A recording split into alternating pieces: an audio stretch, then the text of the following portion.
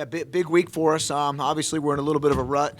We haven't won a dual meet in a while, and we're in the heart of the Big Ten season, so it's time to figure out what's going wrong and steer that ship in the right direction. But the good thing is the guys are positive, and we're looking forward to this weekend, getting back in the field house and wrestling in front of our home crowd. So very excited to get back there Friday and Sunday.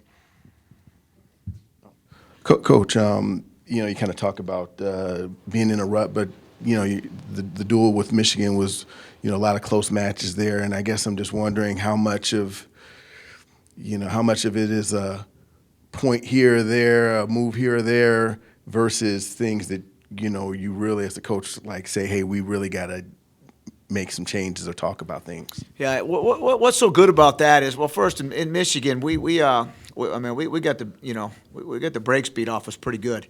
So it was an eye-opening. We get upset. Our 125-pounder Eric Barnett, he's our spark plug, and when he goes down, it's kind of, the guys kind of see that, and it kind of rolls a little bit like that. But it's close. I mean, 165, it was one little mistake, and we went, and we're in that match. At 157, we lose 5-3.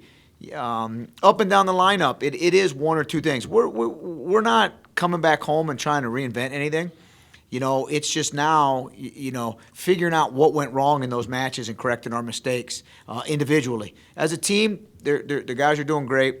But individually, obviously, if you lost, there's something that we can correct. Whether you weren't feeling good, whether were you sick a little bit, all those things. You got to take all those variables out and come back and get better. And that's what they've done the last couple of days that we've been in the room. Yeah. I know you got to focus on, as a coach, you focus on Purdue first, but, as reporters, we like to jump ahead. With Iowa on Sunday, I mean, there are at least 2-3, as I counted, top 10 type matchups. And I guess I kind of wanted to get your thoughts on each of them, starting off with Barnett and Spencer Lee, and kind of what might we expect, or what as a coach are you kind of expecting from that match, if that's kind of how it really lines up? That match has always got a little bit of fire in it, right? I mean, Iowa's won a lot of national championships, and they have a lot of guys that expect to win, and they have a lot of guys that want to come in and beat you up. So it's always been I've been fighting against these Iowa guys since 1992 when I started going to Iowa State. Where it's a big rivalry, and it's a Big Ten match. It's a meaningful match. But starting with Spencer Lee, the guy's going for his fourth national title, right? He's an outstanding wrestler. Eric Barnett is going to have to go out there and take the fight to him. Eric's a guy that won't back down. And I'm very excited to see the match. They've never wrestled, and they've both been. Eric's been competing for 4 or 5 years now, and they've never met up. So I'm excited, right? To be the national champ, you got to beat the national champ, and Spencer Lee's coming in here, and that's our goal. Yeah. And what about I think you got at 149 Gomez and I think Max Moran. Yep. Another tough match. Murin's a guy that's going to get in your face and be in your face for 7 minutes. When we went there last year, they didn't wrestle Murin. They put a backup out, but he's the kid's going to fight you and be in there. And Austin likes the bright lights. Austin likes the hype. Austin, the bigger the match, the better for Austin. And I know I don't think he's ever competed against Murin. I could be wrong, but I don't think they've ever wrestled. So if they put him out there, expect a great Austin Gomez. He's finally starting to get healthy. His training's been consistent. And I think you're going to see the best version of Austin, Sunday night. Yeah. And what have you seen from Dean? Because he could have another huge matchup if it lines up. It's we went over some film today with DJ, and it's kind of funny, right? He's lost to the number 1, the number 2. All his losses are 1, 2, 4, and 5, or something like that in the country. And they're not bad losses. He's he's again 1 point away, 2 points away, 1 mistake away, 15 seconds away from winning those matches. So very excited, right? I'm excited because this kid Kennedy's going to come in here and he's going to wrestle DJ.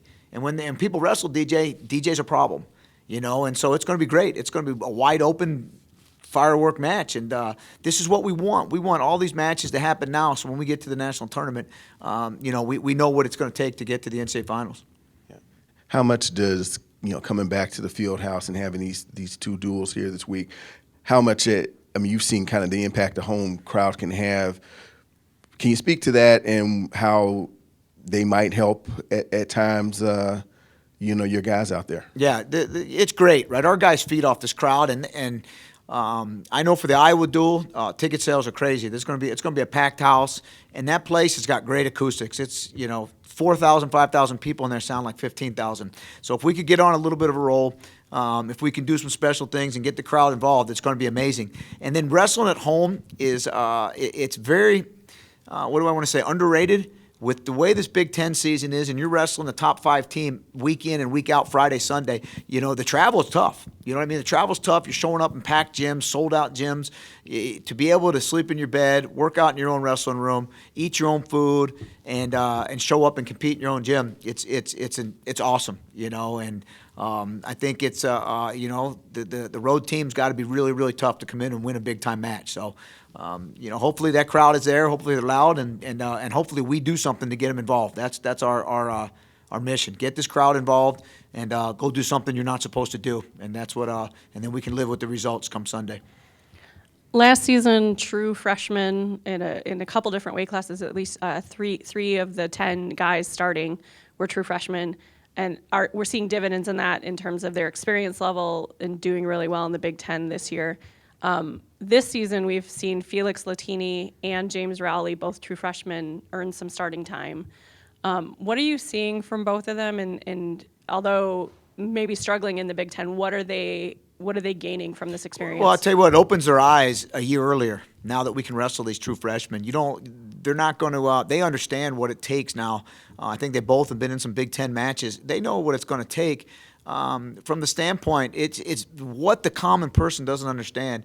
Traveling, making weight, getting your nutrition on point, what kind of warm-up you need, and what it takes to go beat a top 5 a guy in a national tournament, or a top 5 guy in the nation on the road, and then waking up the next day, traveling and doing it again. You just don't win. You have to learn how to do that, and to be able to travel these guys, get them a match, make them make weight. They're starting to understand what it takes. Coming back to the wrestling room, what you have to do, how to get better, what kind of work ethic you've got to have. So being able to wrestle those guys, they might not see it as a